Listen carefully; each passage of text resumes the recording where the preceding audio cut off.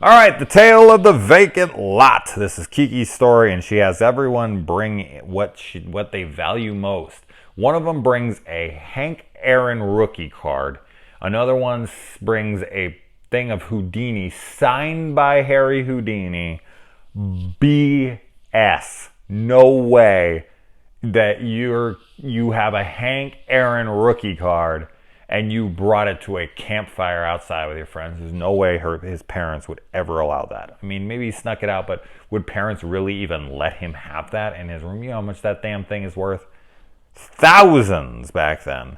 I don't know what it would be now. I don't know if those still hold their value or not. I don't know. I'm not familiar with that kind of stuff at all. I think it's ridiculous that people put... I always wonder who puts price tags on things.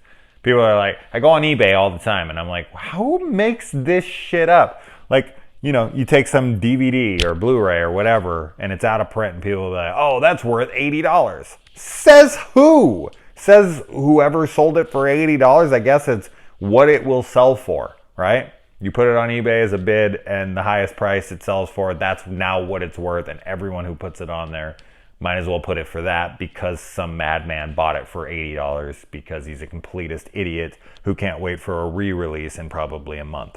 It's just, I don't know, anytime I see that kind of stuff, or people who will exponentially raise prices on things because they've become popular, or all of a sudden, it's just ridiculous. It's just ridiculous to me to spend such an exuberant amount of money on something that once cost $2 and now because of some bullshit, because it's older, it's weird how things are. Some things when they get older, they're cheaper and they'll give them away for free, but collectible type stuff, it gets older and more useless. People will pay like $100 for a VHS. I don't fucking pay a cent for a VHS anymore. I want Blu-ray. I want 4K. I'm not that person. I don't care about retro bullshit. Give me the best of the best. Anyway. All right, so this one is about a bazaar shop that appears out of nowhere and trades for something that she doesn't value.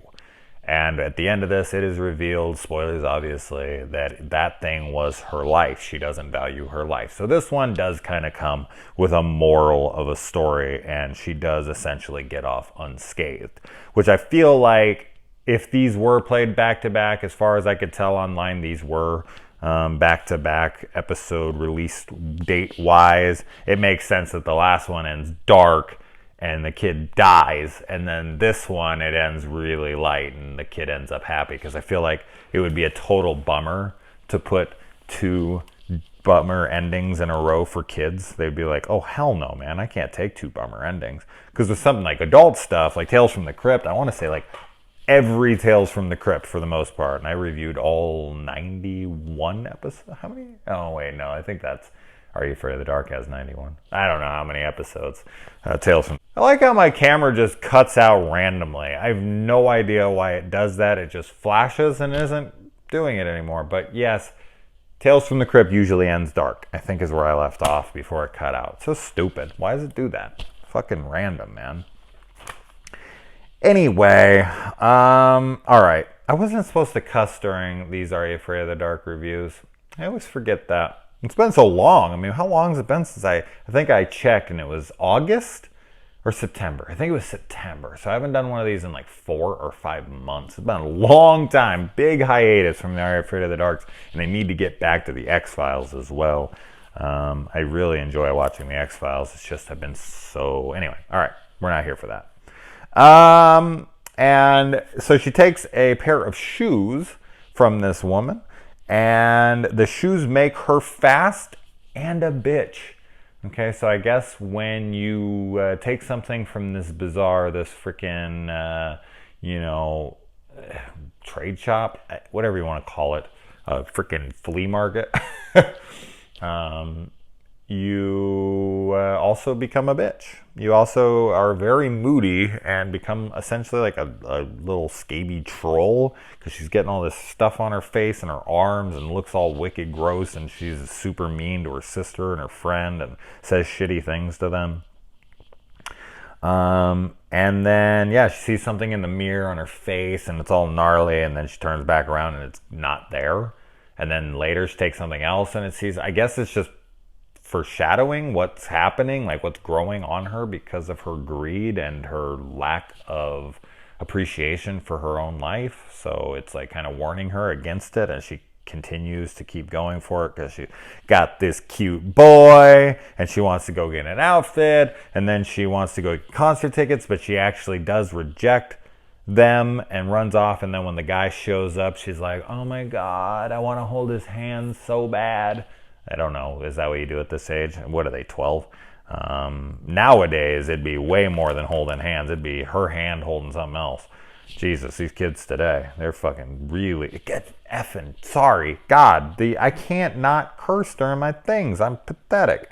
Yeah, but and then she her sister goes and does a deal because she follows her there, and now she's a bitch. So and then we find the sister looks like a full-blown meth addict, and I've actually seen those up close. They are gnarly. I had one come to my hotel room door in the morning.